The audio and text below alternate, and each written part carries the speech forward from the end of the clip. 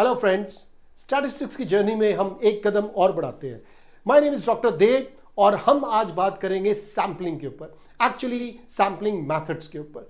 देखो, हम लोगों ने मीन, मोड, मीडियन बहुत कुछ हमने करा, बट एक्चुअली में जब हम इन सब चीज़ों को आइसोलेटेड में करते हैं तब हमें ये नहीं पता होता कि ये सारी चीज़ें जो मीन, मोड, मीडियन की बात करते हैं ये आगे जाके किस तरीके से यूज़ होगा।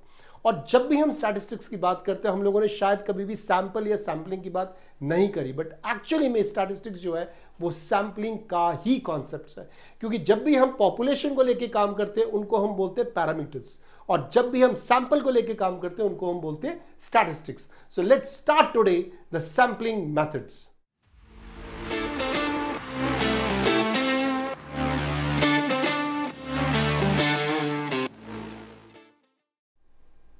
ओके, सो सैम्पलिंग मेथड्स में हम जब भी बात करते हैं कि हम सैंपल्स को इकट्ठा कैसे कर सकते हैं, मतलब हम सैंपल सिलेक्ट कैसे करें, पिक कैसे करें। पॉपुलेशन है, ठीक है ना। पॉपुलेशन मतलब जो एंटायर पॉपुलेशन है, पॉपुलेशन के अंदर जितने भी मेंबर्स हैं, या हम आइटम्स की बात करें या हम एलिमेंट्स की बात करें, यूनिट्स की बात करें, वो 100% उस पर्टिकुलर बाउंड्री में होता है, तो उसको हम पॉपुलेशन कहते हैं। जैसे यहां आप देखो, ये पूरी मेरी पॉपुलेशन, ठीक है ना। अगर मैं इस पॉपुलेशन का मीन, मोड, मीडियन निकालता हूं तो उसको हम पैरामीटर्स कहते हैं। बट जैसे ही मैं पॉपुलेशन में से एक छोटा सा सैंपल बाहर निकालता हूं और सैंपल पे मैं काम करता हूं तब हम उसको स्टैटिस्टिक्स कहते हैं, राइट। तो पॉपुलेशन क्या हुआ, ये पूरा का पूरा जो सारे एलिमेंट्स, सारे मेंबर्स इसके अंदर ही है। बट जैसे ही हम थोड़े से मेंबर्स में काम करना शुरू करते हैं, क्योंकि इतने बड़े पॉपुलेशन को काउंट करना, इन पॉपुलेशन के ऊपर कुछ भी निकालना, इट्स नॉट दैट इजी। सो हमें क्या करना पड़ता है, हमें छोटे छोटे सैंपल्स पे काम करना पड़ता है, और सैंपल्स के सिलेक्ट करने के बहुत तरीके हैं। हम उन्हीं तरीकों में आज हम बात करेंगे। ओके, सो थोड़ा सा हम समझ लेते हैं कि पॉपुलेशन और सैंपल में किस तरीके से हम डिफरेंशिएट कर सकते हैं। सो पॉपुलेशन जो है वो पूरा ग्रुप है, the whole group of people, item और elements of interest. Sample is just a portion, fine, of the people, item and elements of my interest. Sample will always be less than population, जो बिल्कुल सही बात है। अगर हमने बराबर कर दिया तो पॉपुलेशन ही बन गया, राइट। अब आप देखो, जैसे कुछ एग्जांपल्स मैंने यहां पे दिए हैं। Advertisement for HR jobs in India, ये हमारे लिए पूरे इंडिया में मैं एचआर जॉब्स की बात कर रहा हूं। जब सैंपल की बात करते हैं हम कह सकते हैं top 20 search results for advertisement for HR jobs in India on August 1, 2024। यहां हम पूरे इंडिया की बात कर रहे हैं एडवर्टीजमेंट में, या हम बात कर रहे हैं टॉप 20 सर्च रिजल्ट सिर्फ, राइट। नेक्स्ट आ रहे हैं song from Arijit Singh collection, मतलब जितने गाने अरिजीत सिंह ने आज तक गाए हैं उन सारे गानों की बात कर रहा हूं।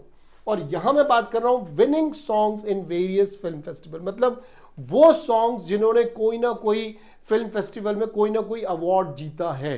अब देखो, ये पूरा कलेक्शन हो गया, तो ये पॉपुलेशन है। सैंपल में क्या ले रहा हूं, मैं सिर्फ वो गाने पिक कर रहा हूं जिसमें अरिजीत सिंह ने कोई अवार्ड जीते, बहुत गाने में उन्होंने अवार्ड जीते हैं। Under graduate students in Uttar Pradesh, population मेरा क्या है, वो सारे अंडर ग्रेजुएट स्टूडेंट जो 12th के बाद उन्होंने ग्रेजुएशन के लिए गए हैं उत्तर प्रदेश स्टेट से, मैं वो सारे अंडर ग्रेजुएट स्टूडेंट्स की मैं बात कर रहा हूं। बट यहां मैं क्या बात कर रहा हूं, 200 under graduate students from Lucknow university, मतलब मैं लखनऊ यूनिवर्सिटी में से सिर्फ 200 स्टूडेंट पिक कर रहा हूं। सो ये मेरा सैंपल हो गया। पॉपुलेशन में आप देखो all the states of India, मतलब हमारे पास 28 स्टेट्स हैं, तो मैं सारे स्टेट्स की मैं बात कर रहा हूं इंडिया की। यहां पे क्या है, states with IIMs in India, मैं बात कर रहा हूं वो स्टेट्स जिसमें आईआईएम्स है, मतलब इंडियन इंस्टीट्यूट ऑफ मैनेजमेंट है। सो ये पॉपुलेशन है, ये सैंपल है। पॉपुलेशन और सैंपल को बहुत बारीकी से हमें पढ़ना बहुत जरूरी है। हम थोड़ा सा टाइम लेके ना यहीं पे समझ लेते हैं कि पैरामीटर्स क्या होते हैं और स्टैटिस्टिक्स क्या होते हैं। जैसे मैंने आपको बताया, अगर हम पॉपुलेशन में काम करते हैं तो जो भी हम चीज पॉपुलेशन का निकाल रहे हैं उसको हम जैसे पोर्शन की बात करते हैं, पॉपुलेशन में हम पी से डिनोट करते हैं। हम अगर मीन की बात करते हैं, पूरे पॉपुलेशन का अगर हम मीन निकाल रहे हैं तो हम म्यू से बात करेंगे। पूरे पॉपुलेशन का अगर हम स्टैंडर्ड डेविएशन निकाल रहे हैं तो हम सिग्मा, जो एक ग्रीक लेटर है, इससे बात करते हैं, और सिग्मा स्क्वायर वेरिएंस आ गया। सिमिलरली अगर मैं सैंपल स्टैटिस्टिक्स की बात करता हूं, in that case P cap होता है, या पी हैट भी कह सकते हैं, जिसको हम प्रोपोर्शन कहते हैं। देखो मीन यहां पे एक्स बार है। आपने मेरे से काफी बार सुना होगा, कई बार मैं एक्स बार यूज करता था, कई बार मैं म्यू यूज करता था। अब आपको शायद क्लैरिटी हो गई होगी, जब भी हमें स्टैटिस्टिक्स की बात करनी है हमें एक्स बार की बात करनी है, जब भी हमें पॉपुलेशन की बात करनी है हमें म्यू की बात करनी है। और स्टैंडर्ड डेविएशन यहां पे सिंपल एस होता है, एस स्क्वायर मेरा वेरिएंस हो गया। आई होप ये दोनों चीजें आपको क्लियर हो गया होगा, क्योंकि कई बुक्स पैरामीटर्स की बात करता है, कई बुक्स सैंपल्स की बात करता है। सो अब आपको क्लियर हो गया होगा कि पॉपुलेशन जो है वो एंटायर होता है, जो पूरा सब कुछ, मतलब वो अगर एक तरीके से डेफिनेट भी हो सकता है, इनडेफिनेट भी हो सकता है। अगर डेफिनेट है और हमें पता है तो हमें क्यों सैंपल में काम करना, हम सैंपल में नहीं काम करना चाहेंगे। हम सैंपल में कब काम करते हैं, जब हमें पॉपुलेशन की एक्चुअल नंबर्स नहीं पता होता।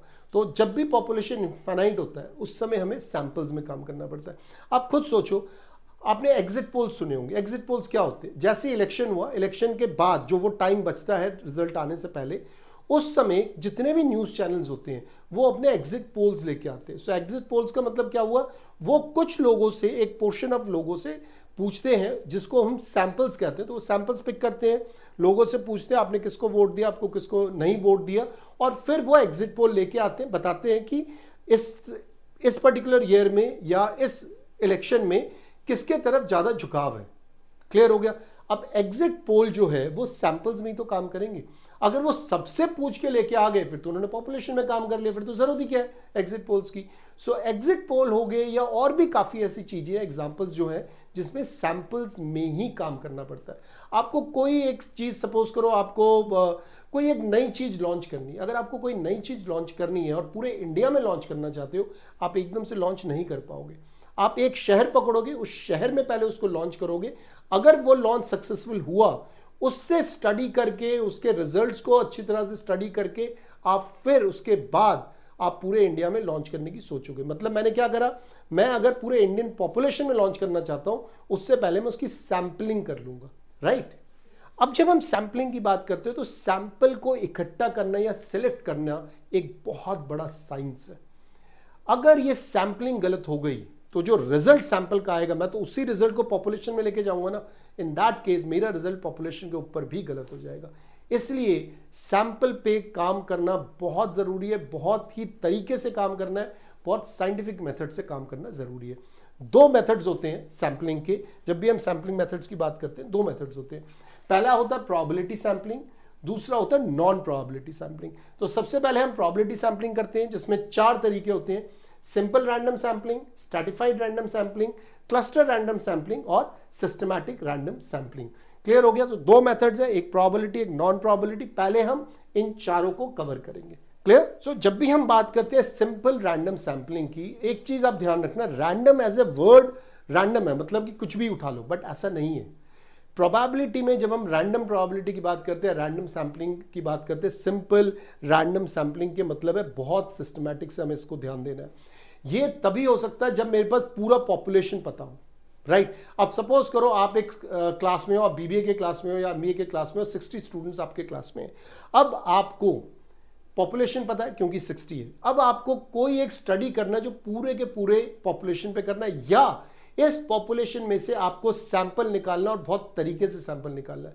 सैंपल तभी फायदेमंद होगा जब हर एक एलिमेंट सैंपल में जो पिक करा गया, जो सिलेक्ट करा गया है, उसकी पिकिंग प्रोबेबिलिटी सेम है।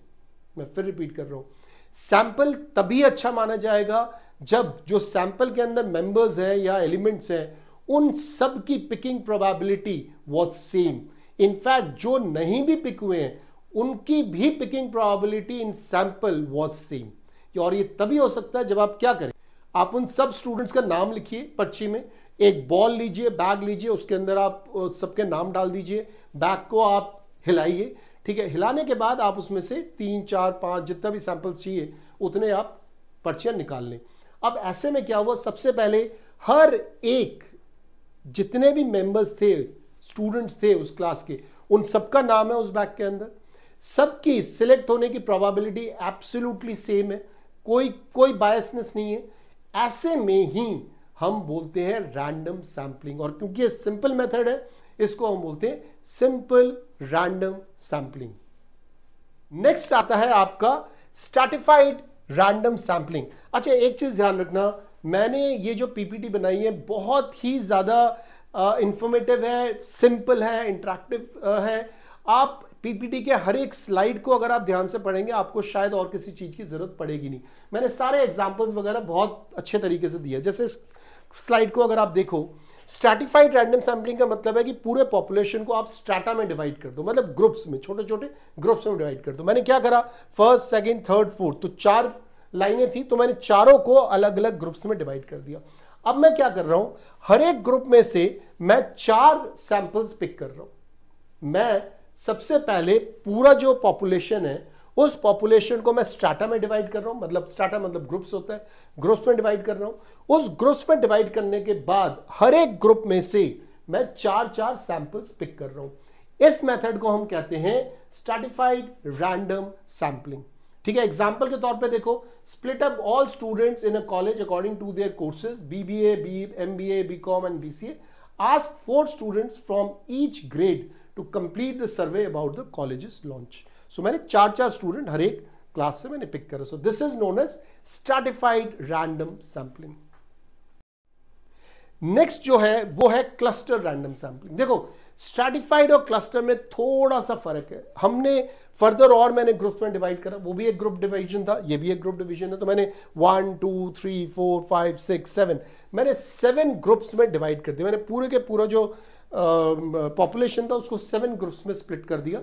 उसके बाद क्या करा, मैंने रैंडमली पूरा का पूरा ग्रुप पिक कर लिया, 1 या 2 या 3 जो भी हो सकता है, डिपेंडिंग ऑन कितना बड़ा मेरा पॉपुलेशन और कितना मैं सैंपल्स चाहता हूं। मैंने क्या किया, इस पूरे पॉपुलेशन में से मैंने 3 ग्रुप्स पूरे के पूरे पिक कर लिए। स्ट्रैटिफाइड में क्या इशू था कि मैं हर एक ग्रुप में से, हर ग्रुप में से कुछ एक नंबर्स पिक कर रहा हूं। क्लस्टर में क्या है, मैं पूरा का पूरा क्लस्टर ही पिक कर रहा हूं। क्लियर हो गया। एग्जाम्पल के तौर पे देखो, selecting randomly 1 class out of 4 classes in a college and taking opinion about job versus business.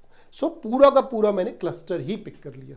Last इसके अंदर आता है सिस्टमैटिक रैंडम सैंपलिंग। इसमें हम क्या करते हैं, हम एक सिस्टम डेवलप करते हैं, एक स्टाइल डेवलप करते हैं, एक ऐसा सिस्टम बनाते हैं कि हम बहुत स्पेसिफिक होता है। जैसे इसमें क्या करा, पूरे पॉपुलेशन में मैंने अगर हाइट निकालनी है, सपोज करो ये 60 बच्चे हैं और इन सबकी मुझे हाइट निकालनी है और एवरेज हाइट निकालनी है। मुझे 60 के 60 बच्चों का एवरेज हाइट निकालना मुश्किल है। तो मैं क्या बोलूंगा, आप सबके सब अपने अपने हाइट के हिसाब से खड़े हो जाओ।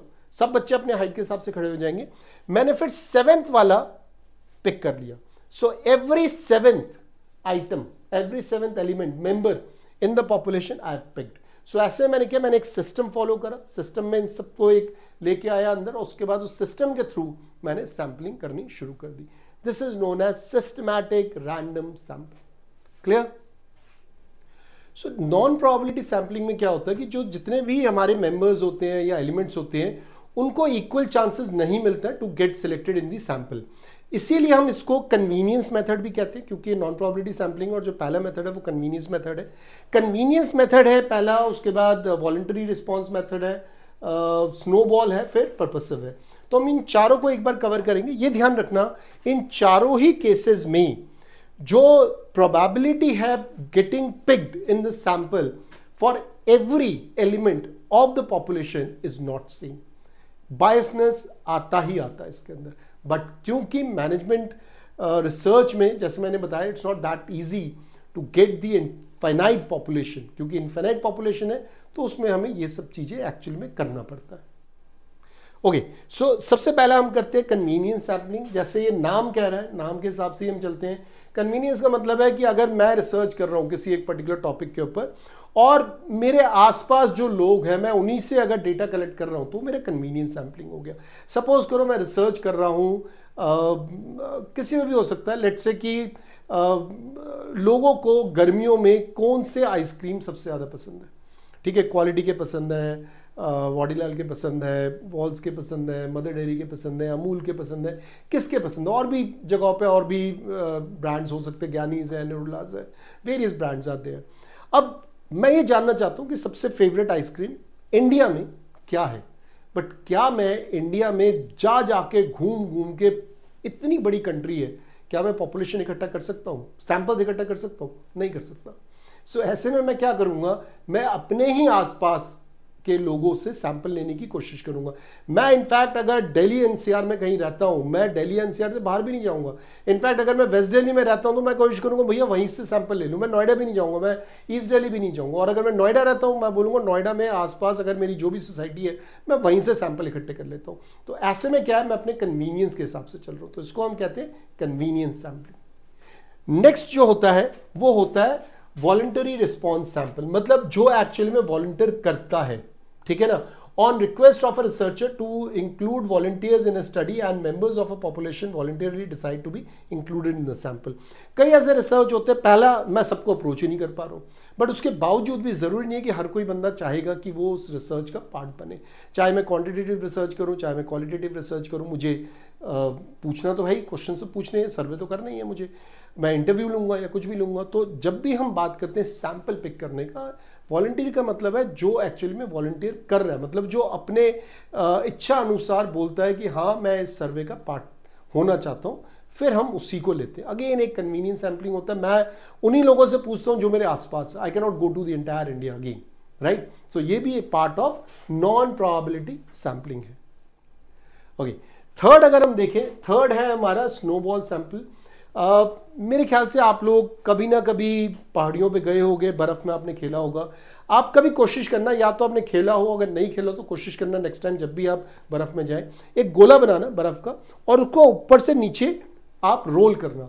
जब उस बॉल को, जो थोड़ा सा बड़ा बॉल लेके आप रोल करोगे, नीचे तक जाते जाते ना वो जो बॉल इतना बड़ा है वो बहुत बड़ा बन जाता है, क्योंकि उसमें ना स्नो लगता चला जाता है, राइट। उसको हम बोलते हैं स्नोबॉल सैंपलिंग। अब यहां पे देखो हम क्या कर रहे हैं। स्नोबॉल सैंपलिंग का मतलब ये है कि मैं कुछ एक लोग जिनको मैं जानता हूं, कन्वीनियंस सैंपल के थ्रू मैं कुछ एक लोगों को मैं पिक करता हूं जो मेरे डायरेक्ट कॉन्टैक्ट में है। उसके बाद मैं क्या करता हूं कि आप जो मैंने पिक किए हैं, मैं कहता हूं आप अपने कॉन्टैक्ट्स वालों को शेयर करो, ठीक है। तो ये जो ऑरेंज दिख रहे हैं ये मेरे कॉन्टैक्ट्स के हैं, डायरेक्ट कॉन्टैक्ट है। उसके बाद वाले मेरे डायरेक्ट कॉन्टैक्ट में नहीं है, वो उनके कॉन्टैक्ट में है। फिर फर्दर और भी आगे नेटवर्क बढ़ सकता है, जैसे आपने लिंक्डइन में देखा है कि नेटवर्क बढ़ता है, ये उसी तरीके से बढ़ सकता है। मैं आगे वाले लोगों को नहीं जानता हूं, मैं सिर्फ फर्स्ट टाइमर्स को जानता हूं, बट आगे बढ़ता चला जाता है। इसको हम बोलते हैं स्नोबॉल सैंपलिंग। मैं एंड तक को लोगों को नहीं जानता हूं, बट किसी ना किसी नेटवर्क के थ्रू उनके पास मेरा डेटा या मेरा सर्वे पहुंचता है, तो इसको हम बोलते हैं स्नोबॉल सैंपलिंग। ओके, जो लास्ट है उसको हम बोलते हैं पर्पसिव सैंपल। ये एक्चुअली में क्या है कि ये सपोज करो मैं एक रिसर्च कर रहा हूं म्यूचुअल फंड के ऊपर। अगर मैं म्यूचुअल फंड, वो भी ऑनलाइन की बात कर रहा हूं, वो भी मोबाइल के थ्रू ऑनलाइन की बात कर रहा हूं, तो मेरा जो पर्पस है रिसर्च का वो तभी पूरा होगा when I know an investor who is investing in mutual fund, that too online using a mobile app, right. थोड़ा सा नैरो डाउन हो गया।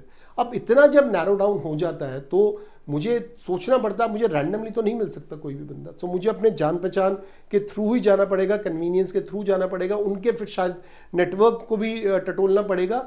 और जो पर्पस है मेरा, उस पर्पस को फुलफिल करने के लिए I have to be very narrow minded, मतलब नैरो मुझे करना पड़ेगा। और उसके बाद ही मुझे ये जो मेरे सैंपल्स हैं, डेटा जो देना चाहते हैं मुझे, वो लोग मिलेंगे। सो पर्पस ऑफ सैंपलिंग क्या होता है? Research select respondents based on who they think will most useful based on the purpose of their study। तो मेरे लिए क्या था, अगर मेरा study online mutual fund investment का है तो मुझे वो लोग चाहिए जो म्यूचुअल फंड में इन्वेस्ट करते हैं, ऑनलाइन इन्वेस्ट करते हैं, मोबाइल के थ्रू इन्वेस्ट करते हैं, राइट। तो आप लोगों ने देखा कि how there are two classifications of sample selection, one is probability, one is non probability. Probability करना थोड़ा मुश्किल है टिल द टाइम हमारे पास फाइनाइट पॉपुलेशन है, और फाइनाइट पॉपुलेशन होता नहीं है, जैसे मैं आपको बता रहा हूँ ऑलमोस्ट इनफाइनाइट होता है। बट जब भी हमारे पास इनफाइनाइट पॉपुलेशन होता है हम थोड़ा सा बायस्ड हो जाते हैं, और उसके भी 4 तरीके हैं। वैसे तो सही बताऊं, जब हम नॉन प्रोबेबिलिटी मेथड की बात करते हैं इसके भी ज्यादा और भी तरीके, कोटा है और भी बहुत सारे हैं, बट ये 4 is more than enough to do any kind of research, right. So I hope आपको सैंपल सिलेक्ट करना समझ में आ गया होगा।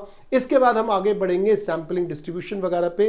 तब तक, जब तक हम आगे नहीं बढ़ते, आप इसको जरूर पढ़िए, ढंग से समझिए, क्योंकि आगे इन सारे कॉन्सेप्ट्स को हमें यूज करना पड़ेगा। Till then, thank you. You can go to my channel, subscribe करो to know more about statistics, या जो मैं बाद में वीडियोस देने वाला हूं वो सब आपको सबसे पहले मिलेंगे।